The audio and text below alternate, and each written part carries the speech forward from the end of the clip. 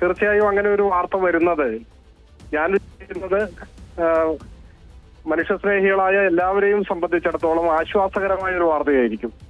പഹൽഗാമിലുണ്ടായ ഒരു ഭീകരാക്രമണവും അതിന് അർഹിക്കുന്ന ഒരു തിരിച്ചടി, ഇന്ത്യയുടെ ഭാഗത്തുനിന്നൊരു തിരിച്ചടിയും വന്നതിന് ശേഷം സത്യത്തിൽ പാകിസ്ഥാൻ അത് അവിടെ അവസാനിപ്പിക്കേണ്ടതായിരുന്നു. ഞാൻ ആ കാര്യത്തെക്കുറിച്ച് നടത്തിയ അഭിപ്രായ പ്രകടനത്തിലും അത് വ്യക്തമായി പറഞ്ഞിരുന്നതാണ്. പക്ഷേ അതിർത്തിയിൽ ഷെല്ലാക്രമണം നടത്തുക വഴി പാകിസ്ഥാൻ വീണ്ടും പ്രകോപനം സൃഷ്ടിക്കുകയാണ് ചെയ്തത്. അത് ലോകത്തെ തന്നെ ഒരു യുദ്ധഭീതിയിൽ ആഴ്ത്തുന്നു എന്ന ഘട്ടത്തിലാണ് യുദ്ധം ആരെയും വിജയിപ്പിക്കാത്ത, സർവനാശം വിതയ്ക്കുന്ന, ഒരുപക്ഷെ ഇപ്പോഴത്തെ കാലത്ത് ആണവായുധങ്ങൾ ഉൾപ്പെടെ പല രാജ്യങ്ങളുടെയും കൈവശമുള്ള ഘട്ടത്തിൽ ഒരു വലിയ യുദ്ധത്തിലേക്കൊക്കെ പോയാൽ എന്തായിരിക്കും ലോകത്തിന്റെ ഭാവി, നമ്മുടെ രാജ്യത്തെ, ലോകമെമ്പാടുമുള്ള മനുഷ്യരുടെ സ്ഥിതി എന്നൊക്കെ ആലോചിക്കുന്നവർ ഒരിക്കലും യുദ്ധത്തെ പിന്തുണയ്ക്കില്ല. അത് ഭീകരത അമർച്ച ചെയ്യരുത് എന്ന അഭിപ്രായം കൊണ്ടുമല്ല. പക്ഷേ നമ്മുടെ സമൂഹത്തിൽ ഒരു വലിയ യുദ്ധാസക്തി വളർന്നു വരികയായിരുന്നു. അതിന് പല മനഃശാസ്ത്രപരമായ കാരണങ്ങളും ഉണ്ടാവാം.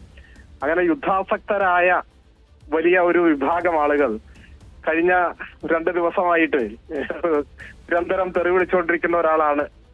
ആ തെറിവിളി കേൾക്കുന്ന ഒരാളാണ് ഞാൻ. അതിലൊന്നും ഒരു പ്രയാസമില്ല. പക്ഷെ ഞാൻ വിചാരിക്കുന്നത് ലോകത്തിന് തന്നെ ആശ്വാസകരമാം വിധം ഈ 2 രാജ്യങ്ങളും ഇപ്പോ നമ്മുടെ രാജ്യവും പാകിസ്ഥാനും വെടിനിർത്തലിന് സന്നദ്ധമാവുകയും കൂടിയാലോചനകളിലൂടെയും ചർച്ചകളിലൂടെയും പ്രശ്നങ്ങൾ പരിഹരിക്കാൻ ഒരു സാധ്യത തെളിഞ്ഞു വരികയും ചെയ്താൽ അത് ആശ്വാസകരമാണ്. യുദ്ധാസക്തരായ തെറിവിളിക്കാർ ഇനിയിപ്പോ ആരെ തെറിവിളിക്കും? യുദ്ധത്തിന് നിന്നുകൊടുക്കാത്ത ഇന്ത്യൻ പ്രധാനമന്ത്രിയെ തെറിവിളിക്കുമോ എന്നൊക്കെ ഉള്ളത് നമുക്ക് കാത്തിരുന്ന് കാണേണ്ട കൗതുകരമായ കാര്യമാണ്. ഞാൻ വെറുതെ ഈ സമയത്ത് അങ്ങനെ ഒരു തമാശ പറഞ്ഞേ ഉള്ളൂ. പക്ഷെ വെടിനിർത്തൽ തീർച്ചയായും ആശ്വാസകരമാണ്. ഭീകരതയ്ക്കെതിരായ സമരം തുടരേണ്ടതാണ്.